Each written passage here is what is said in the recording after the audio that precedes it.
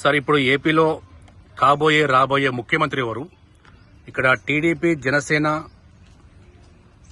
BJP మూడు సంయుక్తంగా alliance గా ముందుకు పోతున్నాయి. ఎవరొస్తే బాగుంటుంది? ప్రస్తుతం అక్కడ ఉన్నటువంటి పరిస్థితుల దృష్ట్యా, అక్కడ ఉన్నటువంటి వాతావరణాన్ని బట్టి, అక్కడ ఉన్నటువంటి డెవలప్మెంట్ని బట్టి అక్కడ ప్రజలు ఏం కోరుకుంటున్నారంటే మార్పు అనేటువంటిది కావాలి, డెవలప్మెంట్ కావాలి. అక్కడ రాజధాని విషయం లోపల ఒక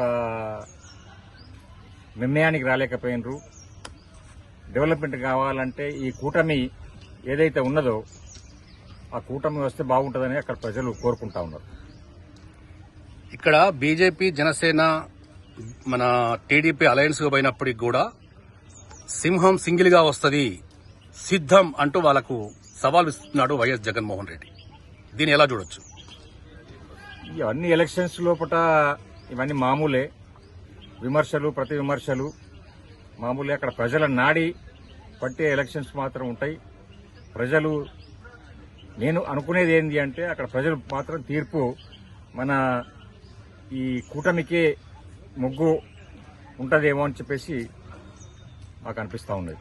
అంటే సైకో పోవాలి, సైకిల్ రావాలని చెప్పేసి టీడీపీ, జనసేన, బీజేపీ గట్టిగా అంటున్నారు. దీనిపై మీరేమంటారు? అది ప్రజల అభిప్రాయం ఏవైతే ఉన్నదో, డెవలప్మెంట్ అనేటువంటిది అక్కడ జరగలేదు. ఈ ఉచితాలు బాగా పబ్లిక్ మనీని, ప్రజల డబ్బును ఉచితాలపై పెట్టుకుంటూ ఇచ్చుకుంటూ అక్కడ డెవలప్మెంట్ అనేది శూన్యం జరిగింది అనేటువంటి విషయం అక్కడ ఒకటి నానుడి ఉన్నది. ఆ విషయం లోపల ఈ పబ్లిక్ లోపల ఈ ఉచితాలు ఇచ్చేసి ఓట్లు కొనుక్కునేటువంటి పద్ధతి పోవాలనేటువంటిది కూడా జనాల లోపల ఉన్నది.